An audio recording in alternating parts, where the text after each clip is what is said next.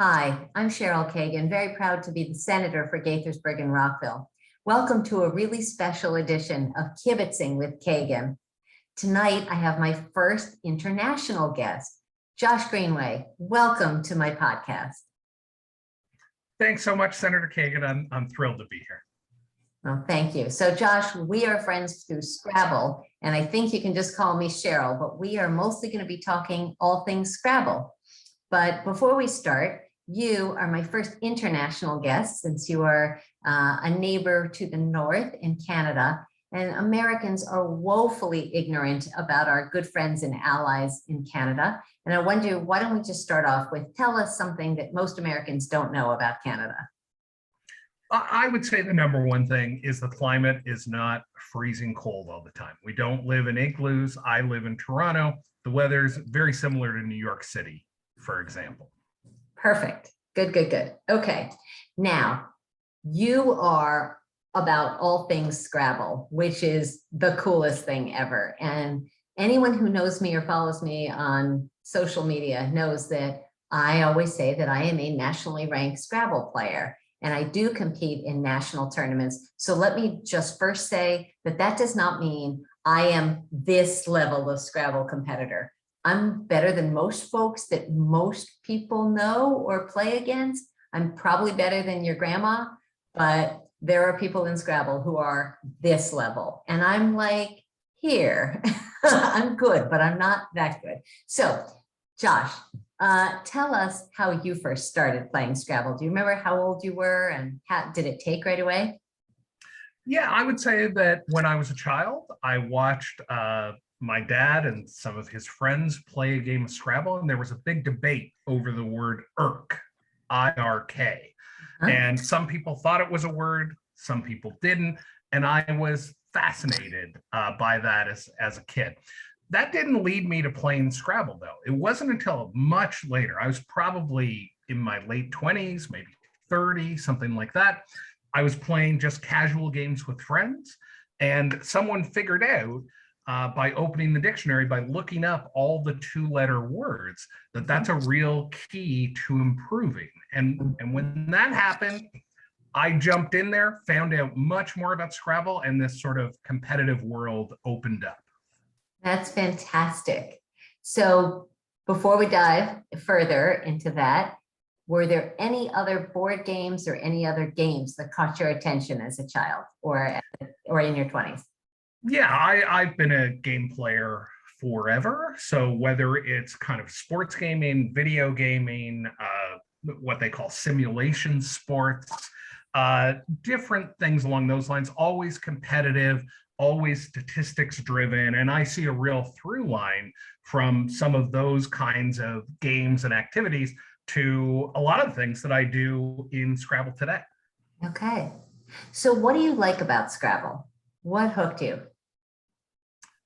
Well, for me, the game itself is lots of fun, and being able to play against others of similar skill level is great. But really, it's the community for me. The Scrabble community is full of, bright, fun people. This is where you and I met, Cheryl. And it's really a community that I kind of found a place in, or that accepted me. And it's a community that I've tried to give back to and continue to try to do that. And I'm gonna keep doing that for as long as I can. Yeah. That's great. So in addition to playing Scrabble, you have become one of, in my opinion, just one of the very best conveners and organizers and hosts of Scrabble tournaments. Tell me how that pivot started for you. Well, first of all, thank you very much. That's very kind. What I wanted to do was get more involved and try to give back a little. So I started out at my local Scrabble club. This is the way a lot of Scrabble players get started. And so I just helped out with things at my local club. I helped run a few nights. I did a few things. And that led to more opportunities. Once I kind of started at my Scrabble club, I started to realize, oh, there are these tournaments that happen all over the country. There's a national association above these clubs. And so I started getting involved with those kind of projects, and ultimately becoming a Scrabble director, which is a certification. You take a test, you know the rules, things like that, was something that I did early on, but it's taken quite a few years to really bring all those skills together. Event planning, really providing value for guests, customer service, all those kinds of things. I feel like it's that kind of event planning is always a work in progress. Yep. So some people who will be watching this might be Scrabble geeks like me and you, but some are just going to be my buddies or constituents or folks. Give them an image. So the Queen's Gambit focused on chess, but a lot of us watched that and adored it and said, that's kind of what a Scrabble tournament looks like. So tell me what you think, and is that a reasonable analogy? Yeah, I certainly think so. I mean, what was great about the Queen's Gambit is it kind of made accessible some of the fun stuff at competition at that level. So in the Scrabble world, there's the same kind of, early romance, getting in there, playing your first games, getting your first win, playing your first 7-letter word. And then you start to realize how many kind of levels or steps there are. Yeah. And the journey takes off from there. For many Scrabble players that we come across in this kind of competitive environment, they are the people who like to play against their friends and family, but their friends and family stop playing them because they're just too into it. They're a little too competitive, stuff like that. That's when they find Scrabble clubs, and that's when they find other people who also their friends and family won't play them. So that's where everybody comes together and really finds a place to do this thing, that make these words and really enjoy the game. Yes. So I just want to do a commercial here because a lot of people say, oh, you're too good, I would never want to play you. And I always say, I love playing with people who are way better than me or who are total beginners. It doesn't matter. It's the fun of the game, and that I love learning and I love teaching. And so this is just a commercial of don't be scared, come in the water, fine. It's just a fun game. Yeah, that's absolutely true. And in addition to that, at these clubs and tournaments, we offer play where you're going to meet players at your level. So while you can go up the ranks and play against the grandmasters and all that kind of stuff, definitely we think about what the player journey is like when they first get started. Yes, yes, yes. So Josh, you talked about the customer experience and customer service, and you are brilliant at that. Now, some Scrabble competitors, can be super intense, and some can be kind of quirky or challenging. Talk about how you keep dozens and dozens. I mean, you had about 100 competitors this past week, and talk about how you manage all that. Well, what I would say, we had 98 competitors come to the 2021 Lake George, New York Scrabble tournament. Took place over a number of days, October 14 to 17. Yep. And those 98 players, as you suggest, have different needs, different expectations, all that kind of stuff. So the number one thing, when I approach any kind of Scrabble project, it's all about communication. So this year in particular, there were additional challenges. With that tournament, this was the first time a tournament of this size required not only proof of vaccination for everyone, but masks to play with as well. We also had to institute a cap on attendance. So everyone had to prepay and prove their vaccination status ahead of time. So that provided some interesting challenges. And again, I'm just going to underline that first point: communication, communication, communication. Setting players' expectations is really, for me, is the critical piece to running a successful event. Mhm. Well, you did it masterfully. And we have some quirky people, and even just people who aren't quirky in regular life. You're in the midst of a tournament and you deal with, for folks who don't play Scrabble competitively, you may not be aware that we're dealing with a timer. And so not only are you dealing with 7 tiles and trying to make words and put them in the right place and get more points than your opponent, but you're doing that under the pressure of a time clock, which is identical basically to the chess clock that you saw in Queen's Gambit. So it can be pretty stressful, actually. Absolutely. And everybody is there to have a great time, obviously, right? Yes. This is a hobby. This is a leisure activity. You can win some prize money, but there aren't too many people making a living at competitive Scrabble. But as you suggest, it gets pretty intense. Yeah. So whether you're trying to win and pick up a couple of $100 or something like that, I don't think the money is the important part. It's whether or not you can beat those competitors. So issues like the clock, interpretation of the rules, even just courtesy between players. You can say the score in a certain way and somebody can take that or say it at the wrong time. And there's the possibility for that. That's why we have Scrabble directors. That's why we put rules in place. And that's why I ran this event with my directing partner and really Scrabble business partner, Kieran O'Connor. And we do things like walk the floor. Yeah, Kieran's amazing. We do things like walk the floor, make sure things are going well, check in with players. And of course, we know there are players with histories. There are players that never cause any issues. So even just having that knowledge can help a lot. Yeah, no question. Talk about Scrabble during COVID. So because you were able to do the vaccination, proof of vaccination and masks and stuff, we were able to reconvene in person. But for most of us, this was our first in-person tournament. We've only been playing online. Why don't you tell us your views and your experience of playing online and the differences?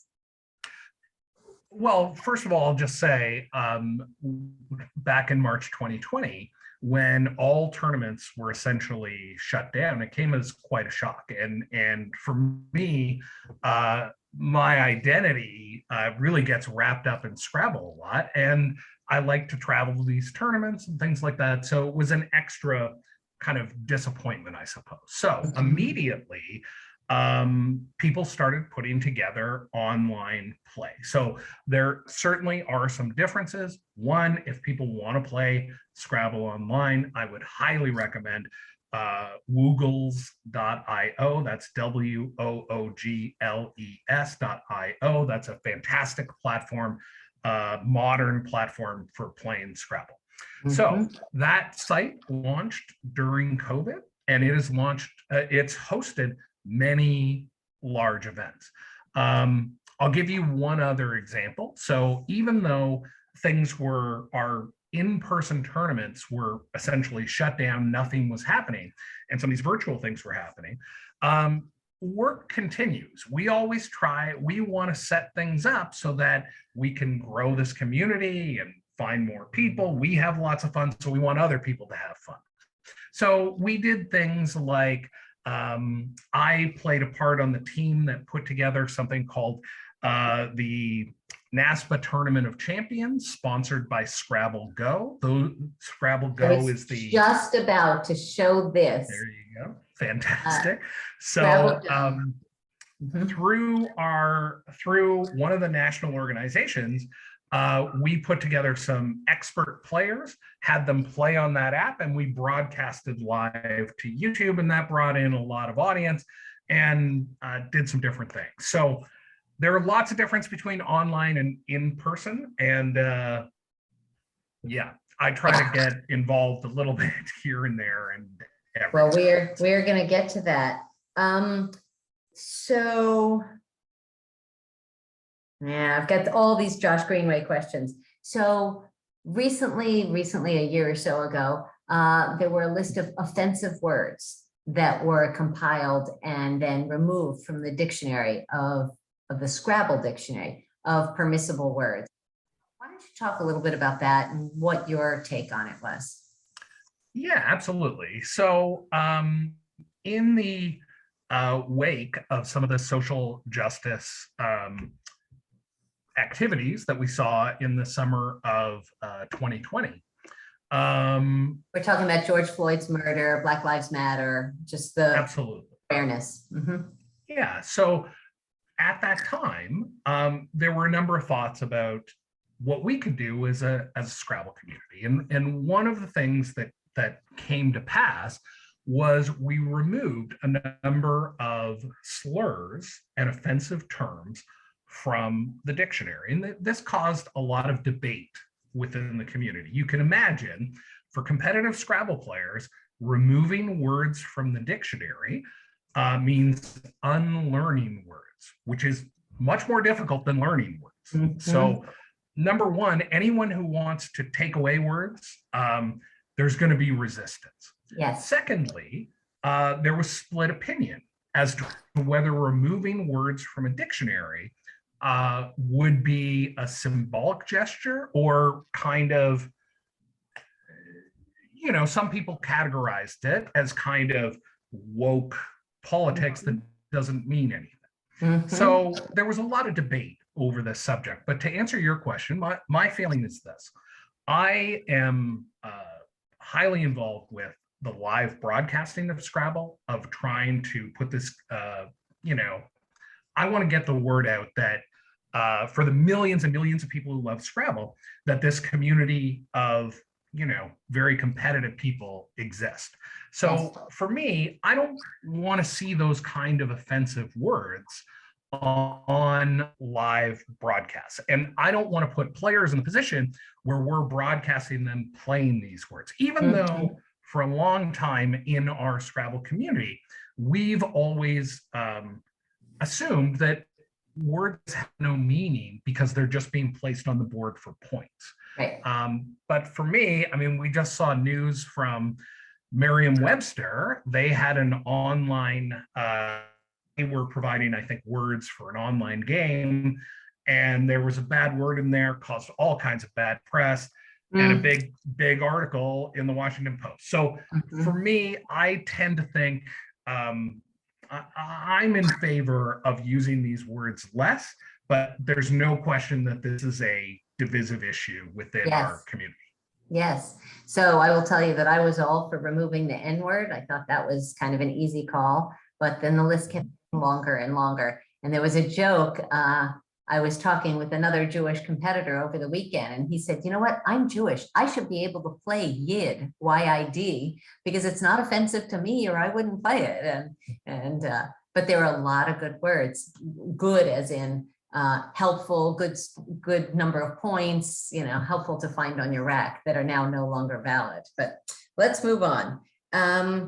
Has your word knowledge and all of your words knowledge of obscure terms and stuff changed the way you write or speak?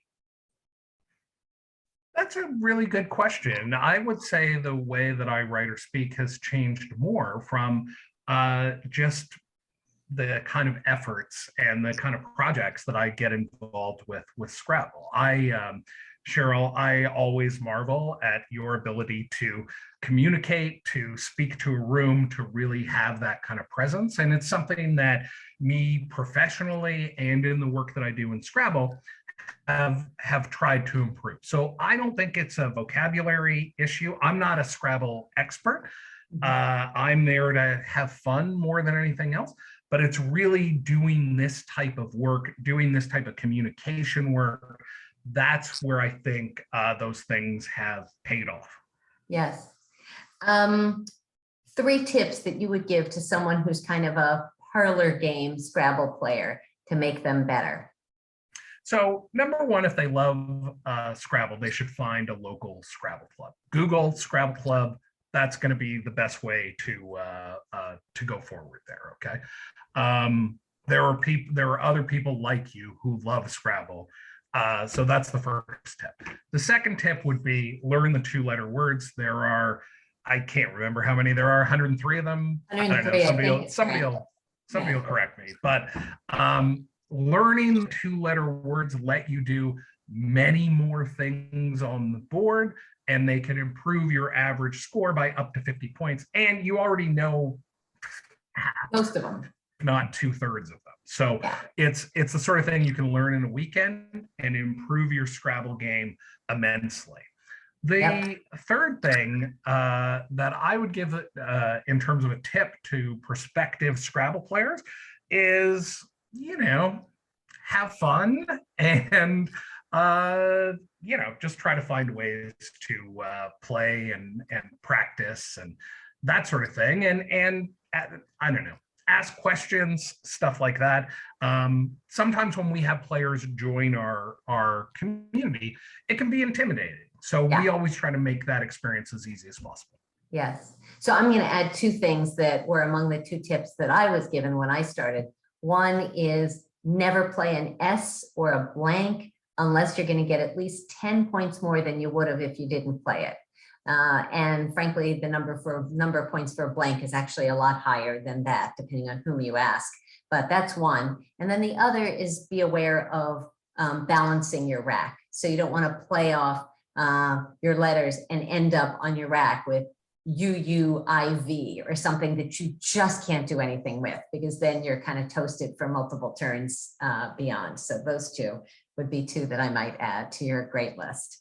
Yeah, I think those are great. The idea that the words you play on the board, the letters you put on the board, the letters you leave behind are just as important.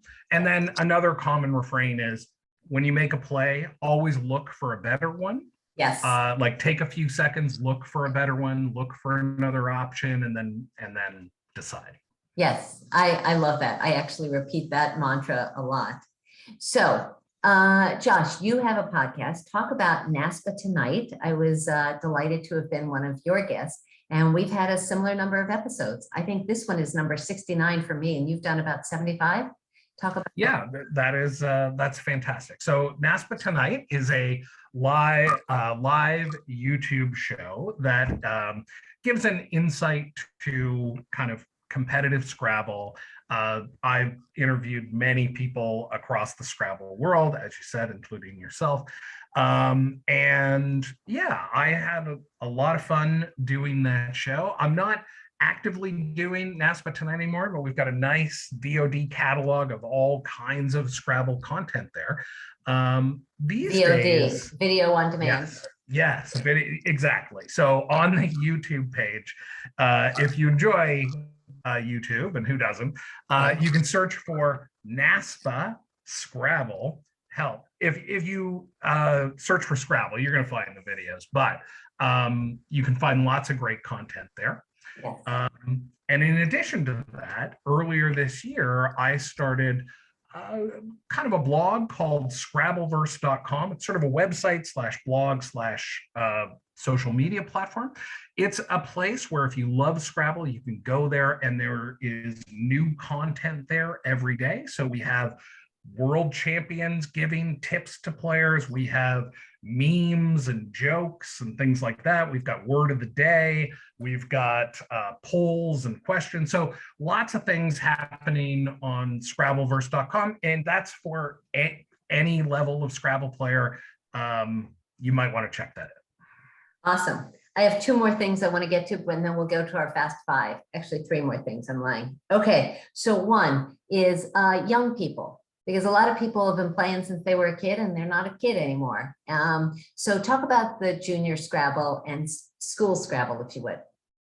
Yeah, I think that there are a couple of different things that are really exciting that are going on there. So one is school Scrabble, as you mentioned, and that's where people get involved with schools and figuring out how to put programs into schools. Philadelphia has a very large program where thousands of kids play Scrabble, and some of them end up in our competitive world. That kind of school model, having kids play Scrabble in school, really is exploding internationally. So in places like Pakistan, where it is part of the core curriculum, basically in some parts, they are having tons and huge events over there.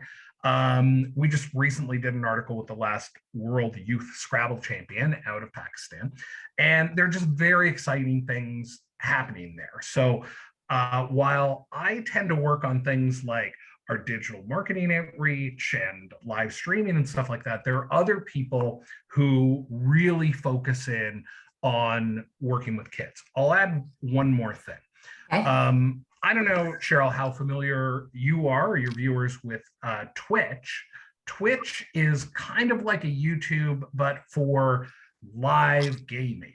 So we've had multiple people in our community start broadcasting on Twitch. And Twitch is a place where you can find young people. They are building additional communities, generating more excitement. And yeah, so that we have some great creators on that platform, including Will Anderson and Joshua Sokol and many more. So I just watched Josh Sokol the other day on Twitch. Well, I was there in person at Lake George, and he was doing a 3-minute per side. And for those of you who don't know, a normal match is 25 minutes per side. And you can take 2 seconds for a turn, or you can take 5 minutes for a turn. But after 25 minutes, you lose points and stuff. So anyway, don't want to go too deep on that. But they were doing a 3-minute game, and it was so interesting. Talk about Stage 10 briefly, your day job. Absolutely. So in my day job, I work for a startup up in Toronto, Canada. We make software that makes kind of live broadcasting possible to social media and other places. We're building in the ability to sell products and just all that kind of stuff. So live e-commerce streaming is what we do. And my job in particular is Director of Customer Success and Community. So I'm the first point of contact for many of our customers. And yeah, so that's what I do in my day job. And what I love the most is when my day job and my Scrabble job come together. And that is where some of this live streaming really, fits both worlds. Great. So the last thing, I'm going to do a pitch for next July 23rd to 26th. We are going to be in Baltimore. I was able to help persuade them to come and have the International Scrabble Championships in Baltimore in 2020. And then there was COVID. So then it was Baltimore in 2021. And then it was still COVID. And so it is Baltimore in 2022. And Josh Greenway, one of the reasons I am uber confident that it's going to happen this year is because of the tournaments that you have organized and shown that it was possible to do it, be safe, be in the same room, and have competition. So thank you for that, because I'm excited to host in Baltimore. Fantastic. I can't wait for the 2022 Scrabble Players Championship, and we're going to have a ball. We are indeed. So let's do the Fast Five real quickly. First, Josh Greenway, North American Scrabble Players Association, Scrabbleverse, and all things Scrabble. Talk to me about a favorite word or words that you just love the way it sounds or hears or meaning or anything. There's a particular set of words that I've really enjoyed. So when you can start a game with a bingo playing all 7 letters. So when I can start a game with a J bingo, and I've only done this a few times. So the opening play being something like javelin or jigsaws, that's a particular favorite. You start out the game, you're up 100 to nothing. So that's a pretty big move. Yeah, love it. Is there a favorite place? Is there a venue that you've played Scrabble or either competed or played? I would say that New Orleans is certainly one of my favorite places to play Scrabble. I've been to New Orleans 6 times. Nice. And for different kinds of Scrabble events. I'm looking forward to going there in January 2022 to make it my 7th. And it just, when you can combine Scrabble with live music and food and, a nicer climate, it's unbelievable. What's not to like? Did you pick up any new hobbies during COVID? New hobbies during COVID? No, I did not. I picked up a new website, Scrabbleverse.com, but I wouldn't say any new hobbies. No, this one's pretty all-encompassing. Yeah.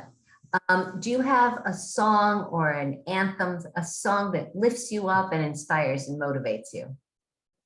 Well, I would say that I'm a fan of pop music in particular, and so